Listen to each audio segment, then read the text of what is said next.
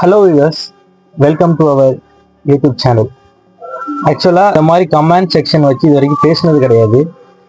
ஒரு நம்மளுக்கு தெரிஞ்சவங்க கமெண்ட் செக்ஷன் நாங்கள் போட்டிருக்கிறோங்க, ஏன் நீங்கள் அதுக்கு எதுவுமே ரிப்ளை பண்ண மாட்டேங்கிறீங்க அப்படின்னு சொன்னாங்க. நம்ம ரிப்ளை பண்ண தான் செய்கிறோம். பட் இருந்தாலுமே சில பேர் நிறைய கமெண்ட்ஸ் போடுறாங்க. அதை பற்றி உங்களுடைய கருத்து என்னங்கிறத சொன்னால் நல்லா இருக்குமே அப்படிங்கிற மாதிரி ஒரு ஃபீட்பேக் நம்மளுக்கு வச்சுருந்தாங்க. ஸோ அது மூலமாக நம்ம ஒரு செலக்டிவான கமெண்ட்ஸ் எடுத்து வச்சுக்கிறோம். ஆக்சுவலாக நம்ம இப்போ தான் ஸ்டார்ட் பண்ணிக்கிறோம். நம்மளுக்கு கம்மியான கமெண்ட்ஸ் தான் வந்திருக்குது. டு பி ஹானஸ்டாக தான் உண்மை. பட் நம்மளுடைய முயற்சி நம்மளுக்கு தெரிஞ்சதை வச்சு மற்றவங்களுக்கு சொல்லுவோம். பிடிச்சிருந்தா எடுத்துக்கோங்க, பிடிக்கலன்னா விட்டுருங்க. இது முழுக்க முழுக்க என்னுடைய புரிதல், நான் கற்றுக்கிட்ட லெசன்ஸ் மட்டும்தான். இதில் தனிப்பட்ட கருத்து யாரும் கிடையாது, தனிப்பட்ட யாரும் சொன்னதும் கிடையாது. அவங்க கமெண்ட்ஸ் போட்டிருக்கிறாங்க, அதை ரீட் பண்ணிட்டு எனக்கு தெரிஞ்ச கமெண்ட்ஸை மட்டும் உங்களுக்கு ஷேர் பண்ண போகிறேன். அவ்வளோதான், தட்ஸ் இட். ஃபர்ஸ்ட் ஒருத்தர் கேட்டிருக்கிறாரு, ஏன்னா மெயினாக நேம் யார் ரிவீல் பண்ண வேணாம், கமெண்ட்ஸ் மட்டும் சொல்லுங்க அப்படிங்கிற மாதிரி. என்னன்னா, குட் ப்ரோ, தீங்கு இல்லாம தான் வாழணும்னு நினைக்கிறோம். சம் பீப்புள்ஸ் விட மாட்டேங்கிறாங்க, அப்போதான் நம்ம சைக்கோ மாதிரி யோசிக்க தோணுது. ஆக்சுவலாக இது எல்லாத்துக்குமே உண்டான ஒரு விஷயம் தான். நாம நல்லா இருக்குன்னு நினைக்கும் போது சில பேர் நம்மளை விட மாட்டாங்க. டக்குன்னு சைக்கோவாக யோசிக்க தோணும். சம்டைம்ஸ் ரொம்ப ப்ரூட்டலாக நடக்கணும்னு தோணும். பட் இதுக்கு ஈஸியான சொல்யூஷன் என்னன்னா, அவங்க விட மாட்டேங்கிறாங்க அப்படின்னு சொல்லிட்டு அவங்கள பிளேம் பண்றதை விட்டுட்டு அதை நாம எப்படி சரி பண்ணலாம். பேசினா பேசிட்டு போறாங்க, சொன்னா சொல்லிட்டு போறாங்க. நம்மளுக்கு அது முக்கியம் இல்லை. நாம கரெக்டாகிக்கிறோம், நம்மளுக்கு தெரியுதா, உண்மையிலேயே தெரியுதா? ஸோ பேசுறவங்க பேசிக்கிட்டே இருக்கட்டும், நம்ம பாட்டுக்கு நம்ம லைஃப்பை வாழ்ந்துகிட்டே இருக்கும். இதில் கோவப்படுறதுனாலையோ டென்ஷன் ஆகலையோ எந்த யூஸும் கிடையாது. நம்மளுடைய லைஃப் ஸ்பேன் தான் அதனால ஷார்ட் ஆகும். ஸோ ஈஸியாக எடுத்துக்கோங்க. ஜாலியாக சிரிச்சிட்டு ஸ்மைல் பண்ணிட்டு மூவ் ஆன் பண்ணிட்டு போயிட்டே இருந்தீங்கன்னா அதோடைய வேல்யூ இப்போ தெரியாட்டாலும் ஃப்யூச்சரில் அதோடைய வேல்யூ ரொம்ப பெருசாக இருக்கும். அதே மாதிரி தான் செகண்ட் கமெண்ட் என்ன போட்டுக்கிறாங்கன்னா, நண்பா, நம்ம பாஸ்ட்ல ஒரு மாதிரி இருந்திருப்போம், ஆனால் இப்போ அப்படிலாம் இல்லாமல் நல்லா இருக்கிற இந்த டைமில் இந்த சொசைட்டி அந்த பாஸ்ட் லைஃப்பை பற்றி பேசி நம்மளை ஜட்ஜ் பண்ணுறாங்க. அதை பற்றியும் அண்ட் அதுக்கான சொல்யூஷன் பற்றியும் பேசி வீடியோ போடுங்க. ஆக்சுவலாக இதுக்கு சொல்யூஷனுங்கிறத பார்த்து யோசிச்சிங்கன்னா மற்றவங்க கிடையாது, இது நாம தான். டு பி ஹானஸ்ட், அதுதான். சொசைட்டி அப்படி இருக்குது, அவங்க பாஸ்ட்டை வச்சு பேசுகிறாங்க, அதை நம்ம திரும்பினாலும் அதை போய் திருப்பி திருப்பி பேசிக்கிறாங்கன்னு சொல்லிட்டு நம்ம அதை யோசிக்கிறதுனால ஏதாச்சும் மாறுமான்னு கேட்டால் எதுவுமே மாறாது. சொசைட்டி ஏன் அப்படி பேசுதுன்னா, ஸோ அது அப்படி இந்த ஒரு சர்க்கிள்குள்ளே தான் அந்த வரைபடம் இருக்குது. அதை தாண்டி நீ வெளியே போகும்போது அது என்ன சொல்கிறது, அவுட் ஆஃப் சிலபஸ் மாதிரி போயிடும். அந்த இடத்துல நம்ம என்ன கருத்து சொன்னாலும் இல்லை எந்த விஷயங்கள் நம்ம மக்களுக்கு சொன்னாலும் அது எடுத்துக்க முடியாது. உண்மையிலேயே நீ ஒழுங்காக தான் இருக்கிறா, நீ ஒழுங்கா நல்லபடியாக மாறிட்டா அப்படிங்கிற எண்ணம் மனசுக்குள்ளே வந்துருச்சா, அது அப்படியே மூவ் ஆன் பண்ணி போயிட்டே இரு.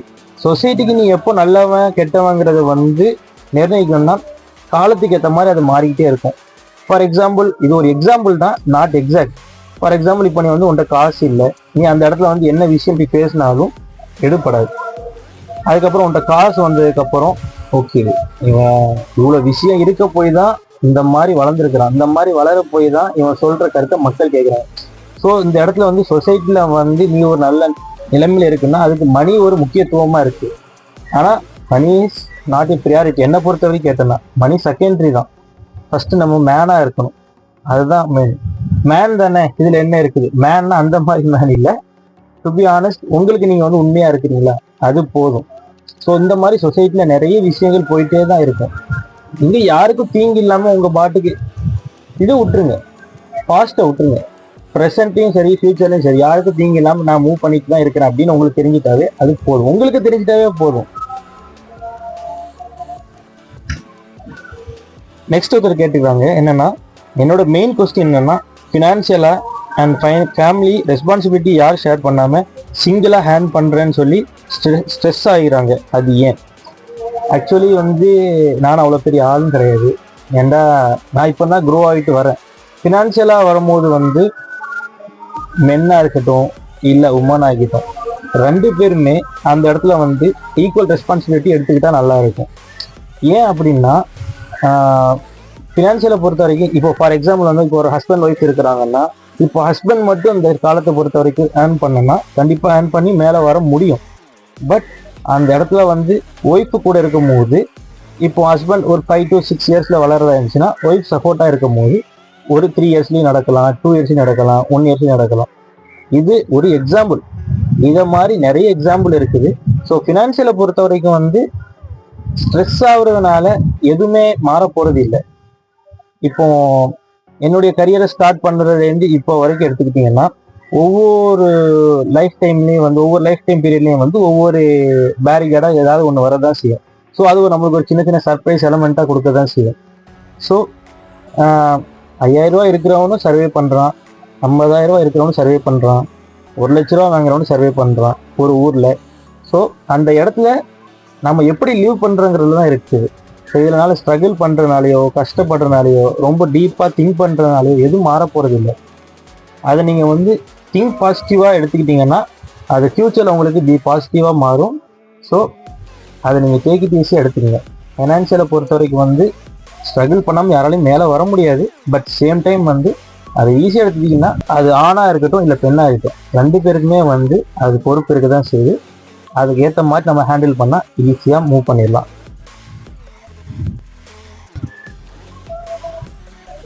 இது அடுத்த கம்மா என்ன சொல்கிறாங்கன்னா, true bro, over think really destroy our ability to achieve anything. Please talk about self doubt too. அது என்ன சொல்ல வராங்கன்னா, ஓவர் திங்க் பண்ணுறதுனால வந்து உங்களுடைய அபிலிட்டியை வந்து உங்களுடைய அச்சீவ்மெண்ட்டை வந்து கம்மி பண்ணிடும், குறைச்சிரும் அப்படிங்கிற மாதிரி சொல்ல வராங்க. நம்ம ஓவர் திங்க் பண்ணுறதுனால எதுவும் மாற போகிறது இல்லை.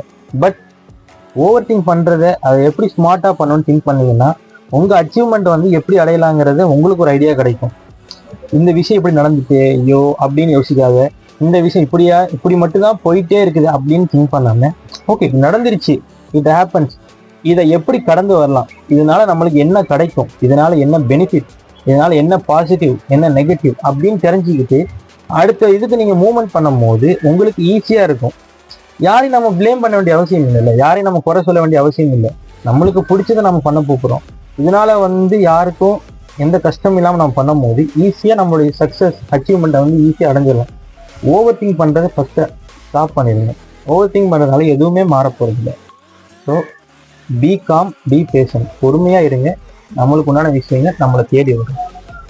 அது நான் எக்ஸ்பீரியன்ஸ் பண்ணியிருக்கிறேன், அது உங்களுக்கு நான் ஷேர் பண்ணிக்கிறேன். உங்களுக்கு என்ன தோணுதோ அதை நீங்கள் அதுக்கேற்ற மாதிரி ஃபாலோ பண்ணுங்கள்.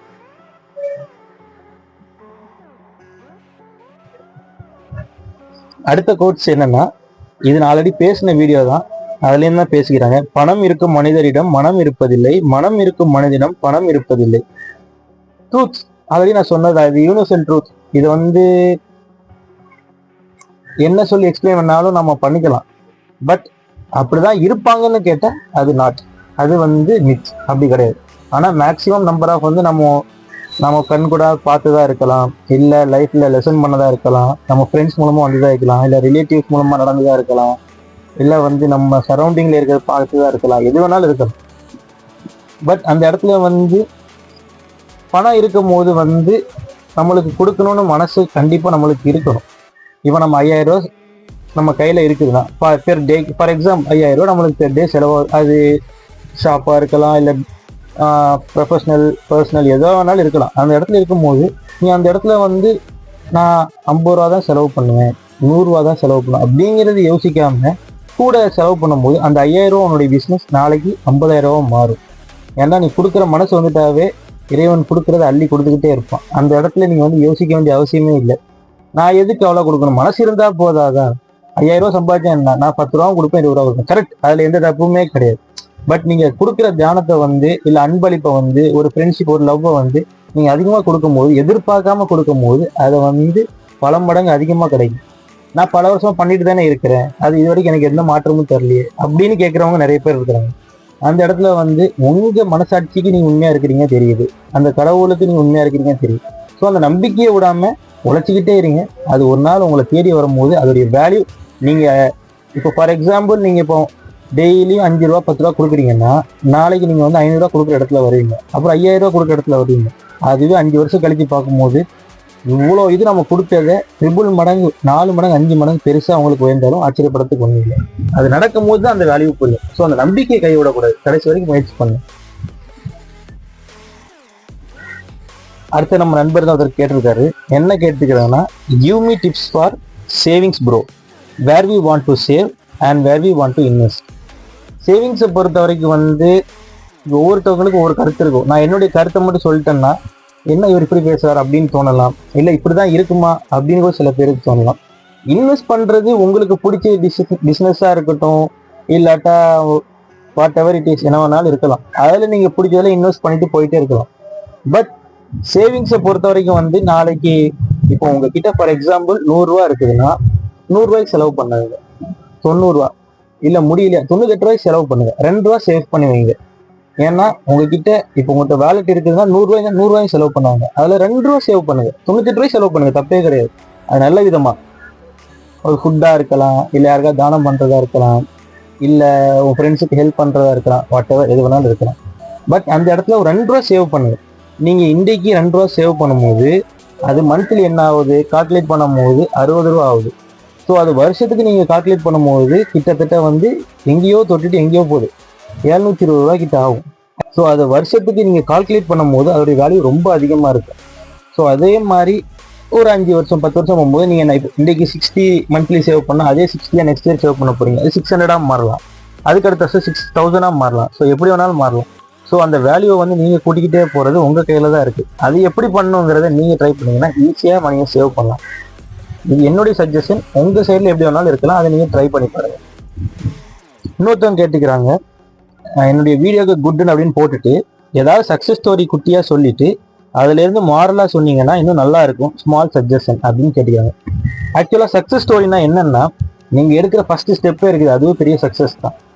ஏன்னா நம்ம இதை பண்ணால் கரெக்டாக இருக்குமா, இதை செஞ்சால் கரெக்டாக இருக்குமா, இப்படி பண்ணால் ஏதாவது சொல்லுவாங்களா, அப்படி பண்ணால் ஏதாவது சொல்லுவாங்களா.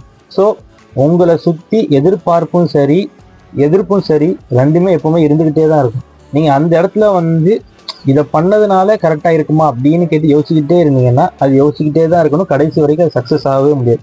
இப்போ என்ன எடுத்துட்டீங்கன்னா, எனக்கு இப்போ யூடியூப் பண்ணுறதுங்க வந்து இப்பவும் இல்லை, எனக்கு லாக்டவுன்லேயே இருந்தே ஒரு ஆசை, ஒவ்வொரு ஸ்டெப்பாக யோசிச்சு ஏதாவது பண்ணணும், ஸ்டார்ட் பண்ணணும் அப்படிங்கிறது காரணத்துக்காக ரொம்ப டைம் எடுத்து, அது என் மேலே தான் மிஸ்டேக். நான் அப்பமே ஈகராக ஸ்டார்ட் பண்ணியிருந்தேன்னா இந்த அளவுக்கு கொஞ்சம் க்ரோ அப் ஆகிக்கலாம். பட் ஃபேர் அனஃப், ஒன்றும் பிரச்சனை இல்லை. இப்போ நம்மளுக்கு டைம் இருக்குது, நான் இப்போ ஸ்டார்ட் பண்ணிக்கிறேன், எனக்கு இதுவே பெரிய சக்ஸஸ்.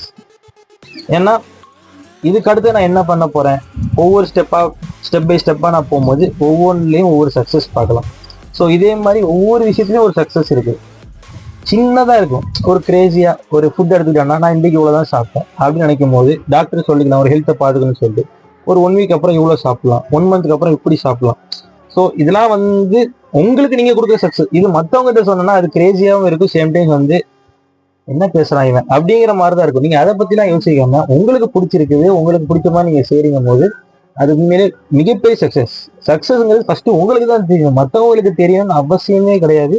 உங்களுக்கு அது தெரிஞ்சுட்டே போதும், அதை கான்ஸ்டண்ட்டாக பண்ணிட்டு இருங்க. ஒரு நாள் அந்த சக்ஸஸ் ஒரு பிக் சக்ஸஸாக இருக்கும்.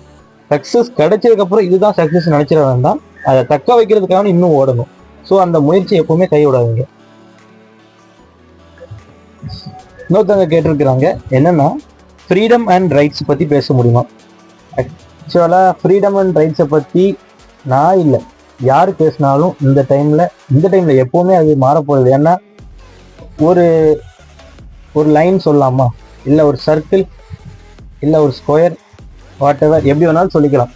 நீங்கள் ஒரு இதை கிரியேட் பண்ணி வச்சுட்டாங்க, இப்படி தான் இருக்கணும், ஆம்பளைனா இப்படி தான் இருக்கணும், பொம்பளைனா இப்படி தான் இருக்கணும், மென் அவங்களுடைய குவாலிட்டி இப்படி தான், உமன் இவங்களுடைய குவாலிட்டி இப்படி தான் அப்படின்னு ஒரு வரைபடம் வரைஞ்சிட்டாங்க. ஸோ அந்த இடத்துல வந்து நாம் என்ன தான் போய் பேசினாலும் அது எதுவும் மாற போகிறதும் இல்லை, எதுவும் நடக்க போகிறது இல்லை. வேணா ஒன்று பண்ணலாம், ஃப்யூச்சரில் நம்மளுக்கு நடந்த மாதிரி நம்ம குழந்தைகளுக்கோ இல்லை நம்மளுடைய சிப்ளிங்ஸ் பிரதர்ஸ்க்கோ சிஸ்டர்ஸ்க்கோ இல்லை நம்மளை சுற்றிக்கிறவங்களுக்கோ நடக்காமல் வேண்டாம் பார்த்துக்கலாம்.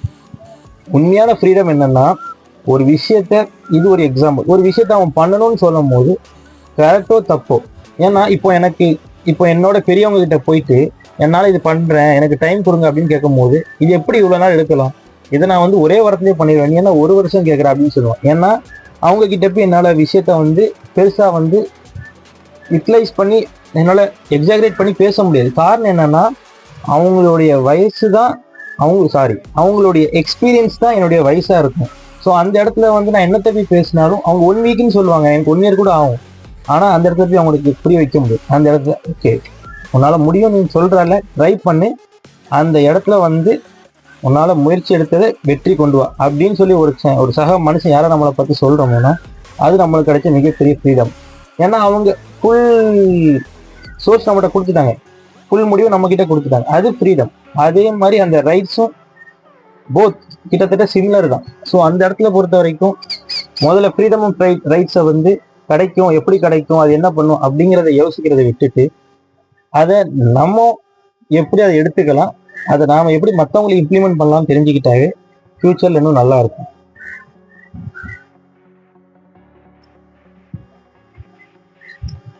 என்ன சொல்றாங்கன்னா அடுத்த comments, yes dude your speech was 100% true. A man have to face a failure first and reach the way to face victory. Why? Because a man realized the path of failure and traveled toward the achievement. Congratulations bro அப்படின்னு போடுவாங்க. ஆக்சுவலாக இது என்ன சொல்ல வர்றாங்கன்னா, first ஒரு மனுஷன் ஃபெயிலியரை பார்க்காம சக்ஸஸ்ஃபுல்லாக போக முடியாது. அதுதான் உண்மை, நிதார்சனமான உண்மை. கண்டிப்பாக நம்ம ஃபெயிலியரை பார்க்கணும். ஃபெயிலியரை பார்த்தா மட்டும்தான் நம்மளால சக்ஸஸை வந்து ஈஸியாக ரீச் பண்ண முடியும். ஸோ இதை பண்ணால் இது ஃபெயிலியர் ஆகுது, அது பண்ணால் இது ஃபெயிலியர் ஆகுது, இதை என்னதான் வேண்டாலும் இருக்கலாம். ஸோ நீங்கள் முயற்சி எடுக்கிறத கரெக்டாக முயற்சி எடுத்தீங்கன்னா சக்ஸஸ் எப்போ வேணாலும் வரும். பட் ஃபெயிலியர் நம்மளுக்கு வந்து சக்ஸஸ் வந்து ஓகே நம்ம சக்ஸஸ் ஆகிட்டோம் அப்படிங்கிற ஒரு இதோட முடிஞ்சிடும், பாஸ் ஆகிடும். பட் நீங்கள் ஃபெயிலியரை பார்க்கும்போது ஓகே நம்ம அடுத்த அட்டெம்ப்ட் பண்ணணும், இன்னும் அடுத்த அட்டெம்ப்ட் பண்ணணும், இன்னும் அடுத்த அட்டெம்ப்ட் பண்ணணும்.